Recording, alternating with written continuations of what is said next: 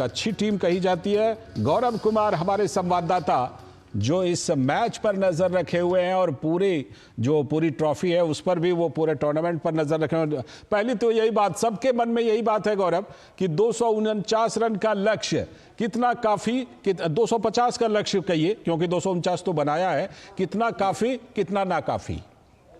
देखिए लालचंद, अगर बात करें आज भारतीय टीम की, जिस तरह से जो शुरुआत हुई थी वो बहुत खास नहीं हुई थी। जिस तरह से हमने देखा था कि जो भारत के जो सलामी बल्लेबाज थे वो बेहद सस्ते में पवेलियन वापस लौट गया। उसके बाद जिस तरह से विराट कोहली का विकेट सामने आया था तो 35 रन पर कहीं ना कहीं आपने अपने 3 प्रमुख बल्लेबाजों के विकेट गंवा दिए थे। अगर उस परिस्थिति के बीच में उठा करके देखा जाए तो ये एक ऐसा स्कोर है जहां पे आपने अपने गेंदबाजों को एक चांस दिया हुआ है, मौका दिया हुआ है कम बैक करने का, और कहीं ना कहीं से एक उम्मीद जो है वो जगाई है। लेकिन जिस तरह की जो दुबई की पिच है और जिस तरह से हमने देखा है कि इस पिच पे जो है वो एक हाई स्कोरिंग जो मैचेस हैं वो भी होते रहे हैं, तो अगर उन परिस्थितियों के बीच में देखा जाए और जिस तरह से भारतीय बल्लेबाजी की जो डेप्थ है और जिस तरह से जो उम्मीद की जाती है, उससे मैं समझता हूं कि कहीं ना कहीं आप जो है वो रन जो है वो कुछ रन जो है वो आप शॉर्ट रह गए हैं। लेकिन अब बड़ी जिम्मेदारी ये है कि अब आपके पास है, आपको 250 रन का जो आपने टारगेट दिया है न्यूजीलैंड को, उसको आपको सेव करना है। तो ये बड़ी जिम्मेदारी जो है वो कहीं ना कहीं भारतीय गेंदबाजों के ऊपर अब बड़ा दारोमदार होगा। इसलिए दारोमदार होगा क्योंकि ये एक कहीं ना कहीं सेमीफाइनल से पहले आपका एक टेस्टिंग इवेंट की तरह से, क्योंकि आप सेमीफाइनल में तो पहले से ही हैं, लेकिन अब आप इस परिस्थिति के बीच में अपने इस स्कोर को कितना डिफेंड कर पाते हैं, ये गेंदबाजी खासतौर से जिस तरह से हमने देखा है कि गेंदबाजी को लेकर के इस प्लेइंग 11 में भी एक चेंज सामने आया है, भारतीय टीम ने किया। जिस तरह से हर्षित राणा को बैठा करके वरुण चक्रवर्ती को लेके आए हैं, और वरुण चक्रवर्ती जो है वो लेग स्पिनर हैं, और हम जानते हैं कि न्यूजीलैंड की जो टीम है उसमें लेफ्ट हैंडर्स जो है उनकी संख्या, जो बैटर्स की संख्या है वो ज्यादा है। तो कहीं ना कहीं ये एक टैक्टिक्स के तहत वरुण चक्रवर्ती को शामिल किया गया है। तो जब ऐसे मौके पर आपको एक बड़ा मौका मिलता है तो कहीं ना कहीं वरुण चक्रवर्ती के पास भी एक बड़ा ये एक मौका होगा जो खुद को वो साबित करें। और साथ ही साथ जो बाकी जो भारतीय गेंदबाजी की जो लाइनअप है, खासतौर से हमने देखा है कि मोहम्मद शमी और हार्दिक पांड्या ने पिछले जो मैचेस हुए हैं उसमें किस तरह का परफॉर्मेंस देते आए हैं, तो इनसे यहाँ पर एक बार फिर से कहीं ना कहीं उम्मीद रहेगी। गौरव, जिस तरह से डिफेंडिंग स्कोर चैंपियन ट्रॉफी पर आपने बाकी मैच भी बड़ा अच्छे तरह से आपने फॉलो किया हुआ है, जिस तरह का डिफेंडिंग स्कोर की ज़रूरत पड़ी है बाद वाली टीम को जीत हराने के लिए, ऐसे में ये स्कोर, और दूसरी बात ये कि जो भारत के गेंदबाजों की इस समय लाइन है, उस हिसाब से आपको क्या लगता है कि किस पर सबसे ज़्यादा दारोमदार होने वाली है, भारत के किस गेंदबाज पर सबसे ज़्यादा दारोमदार रहेगा कि वो अब इस मैच को डिफेंड कर ले? देखिए, अगर दारोमदार की बात करें तो कहीं ना कहीं एक जो स्पिन का जो डिपार्टमेंट है उस पर एक बड़ा दारोमदार यहाँ से रह सकता है, क्योंकि दुबई की जो पिच है वो हम जानते हैं कि थोड़ी धीमी पिच होती है, बॉल जो है वो रुक रुक कर आती है, और इसीलिए ये चेंज जो है वो सामने भी देखने को मिला है कि आज अगर कहा जाए तो 4 स्पिनर्स जो हैं वो कहीं ना कहीं भारतीय टीम को इसमें सहायता देंगे। जिस तरह से कुलदीप यादव हैं, वरुण चक्रवर्ती हैं, रवींद्र जडेजा हैं और अक्षर पटेल खुद हैं। तो ये एक बड़ा कहना चाहिए जो ट्रम्प कार्ड है वो कहीं ना कहीं टीम इंडिया जो है वो न्यूजीलैंड पर अप्लाई करेगी। लेकिन हाँ,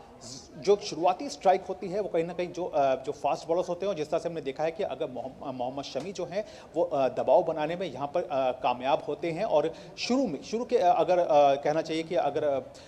15 ओवर के बीच में अगर न्यूजीलैंड के यहाँ पे 2 या 3 विकेट अगर निकल जाते हैं तो जाहिर तौर पर कीवी टीम पर जो प्रेशर होगा वो दबाव कहीं ना कहीं ज्यादा होगा, क्योंकि हम सब जानते हैं कि अंडर लाइट जो है वो चेस करना टारगेट को कहीं ना कहीं बेहद कठिन हो जाता है। लालचंद, गौरव, न्यूजीलैंड में जिस तरह मैट हेनरी कामयाब रहे भारत के बल्लेबाजों को आउट करने में, जाहिर सी बात है कि भारत को भी भारतीय गेंदबाजों में से भी किसी न किसी एक को मैट हेनरी टाइप का प्रदर्शन करना पड़ेगा आज। लेकिन अगर थोड़ी सी बल्लेबाजी पर बात करें, श्रेयस अय्यर अच्छा चले, 79 रन बनाए, लेकिन तमाम और बल्लेबाज नहीं चल पाए। आखिर इस पिच पर, इस विकेट पर ऐसा क्या था जिसकी वजह से भारतीय बल्लेबाज ठीक से नहीं भारतीय बल्लेबाजी चल पाई?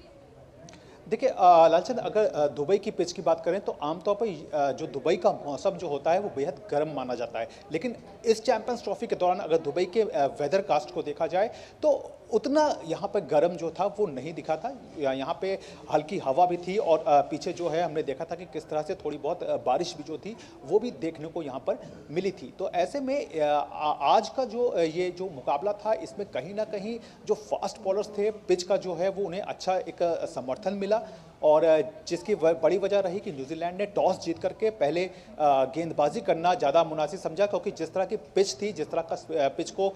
शुरुआत में जिस तरह से फास्ट गेंदबाजों की ये सपोर्टिव दिख रही थी, उसमें कहीं ना कहीं एक बड़ी कामयाबी हाथ लगी। लेकिन अगर भारतीय बल्लेबाजी की बात की जाए तो हमें खुद देखा है कि किस तरह से शुभमन गिल जो है वो अब तक पूरे चैंपियंस ट्रॉफी में अगर इस एक मैच को छोड़ दिया जाए तो बाकी के मैचेस में उन्होंने अपने बल्ले से रन निकाले। साथ ही साथ रोहित शर्मा और विराट कोहली का खुद जो है वो पीछे पाकिस्तान के खिलाफ जो है वो हमने देखा था कि किस तरह से शानदार शतक जो है वो भी सामने देखने को मिला था। लेकिन हाँ, ये जो अनकंसिस्टेंसी है, ये इसको कहीं ना कहीं समय रहते जो है वो दूर करना होगा, क्योंकि आज का मैच तो चलिए ठीक है, आप बहुत सारे टेस्ट भी कर रहे होंगे, कहीं ना कहीं आपको जो अपनी डेप्थ है बल्लेबाजी की वो भी कहीं ना कहीं अच्छे से उसकी भी टेस्टिंग हो गई। लेकिन परसों जो होगा वो सेमीफाइनल मुकाबला होगा, और यहाँ पे बता दूं कि अगर भारतीय टीम आज अगर जीत जाती है ये मुकाबला तो उसका सामना जो होगा वो ऑस्ट्रेलिया से होगा सेमीफाइनल में। लेकिन अगर भारतीय टीम को यहाँ पे हार मिलती है तो टीम का सामना जो होगा वो दक्षिण अफ्रीका से होगा। गौरव, चलते चलते जरा संक्षेप में ये भी बता दीजिए, लोग जरूर जानना चाहेंगे कि न्यूजीलैंड के वैसे कौन कौन से बल्लेबाज हैं जिस पर भारतीय गेंदबाजों को सबसे पहले नजर रख करके उनको आउट करना चाहिए। देखिए लालचंद, अगर न्यूजीलैंड के बल्लेबाजी की बात की जाए तो काफ़ी डेप्थ जो है वो उसमें नज़र आती है। साथ ही साथ विल जंग जो हैं वो काफ़ी अच्छे बल्लेबाज के तौर पर निकल करके सामने आए हैं, और उनका हमने देखा था कि किस तरह से वो इस चैंपियंस ट्रॉफी के दौरान अपना शतक भी है वो भी जमा चुके हैं। अगर उनके अलावा बात की जाए तो केन विलियमसन जो है उन्होंने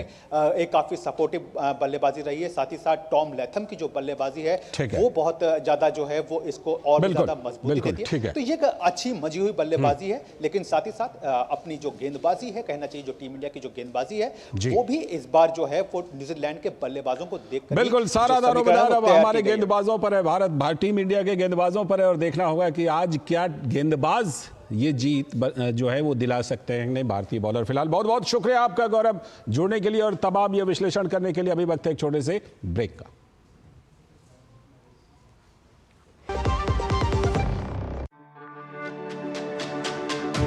मेरी पसंद, मेरी पसंद, मेरी पसंद, मेरी पसंद, हमारी पसंद, हम सबकी पसंद। मजबूत देश का मजबूत सरिया हो गया स्टील।